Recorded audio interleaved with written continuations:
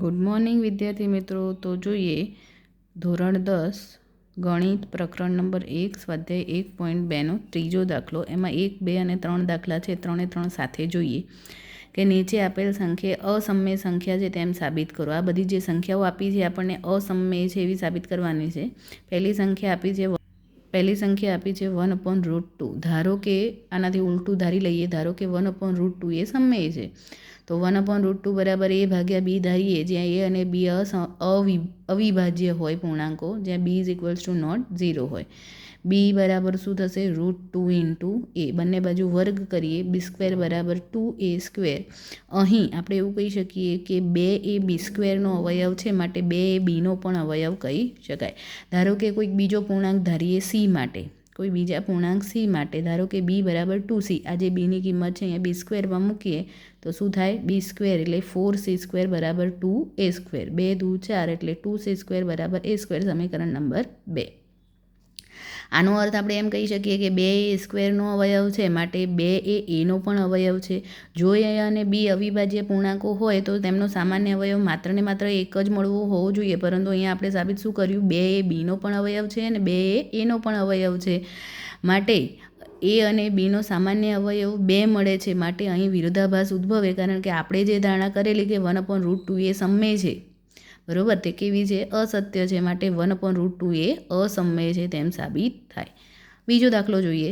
7√5, હે ને, 7√5 એ અસમય છે એવું સાબિત કરવાનું છે. તો એનાથી ઉલટું ધારી લઈએ. ધારો કે 7√5 એ સમય સંખ્યા છે, તો 7√5 બરાબર a ભાગ્યા b ધારી લઈએ, જ્યાં a અને b કેવા છે?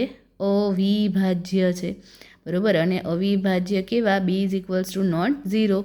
તો √5 બરાબર, એને સૂત્રનો કરતા બનાવીએ. 7 આ બાજુ ગુણાકારમાં છે, ક્યાં જતું રહે? ભાગાકારમાં. a ભાગ્યા 7b.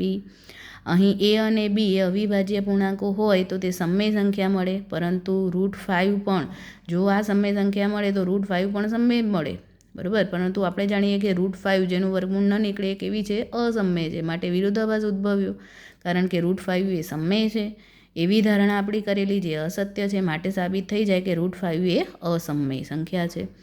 જોઈએ ત્રીજો દાખલો. 6+√2 એ અસમય જેવું સાબિત કરવાનું છે. તો એનાથી ઊંધું ધારીએ. ધારો કે 6+√2 એ સમય છે.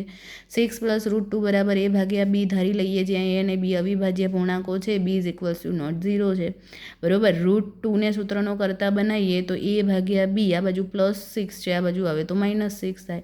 સાદું રૂપ આપીએ તો b નો લસા લઈએ, a - 6b ભાગ્યા b. અહીં શું કહેવાય કે a અને b જો અવિભાજ્ય પૂર્ણાંકો હોય તો આ જે પદ છે આખું સમય સંખ્યા મળે. જો આ પદ સમય સંખ્યા મળે તો √2 પણ સમય સંખ્યા મળે. પણ આપણે જાણીએ છીએ કે √2 એ અસમય સંખ્યા છે, બરોબર. જેનું વર્ગમૂળ નથી નીકળી શકતું એ અસમય સંખ્યા કહેવાય.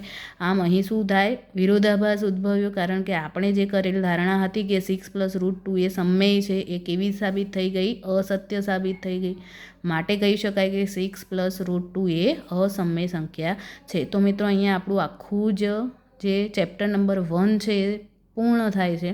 હવે આપણે નેક્સ્ટ લેક્ચરમાં ચેપ્ટર 2 નવા વિડીયોમાં જોઈશું. ઓકે.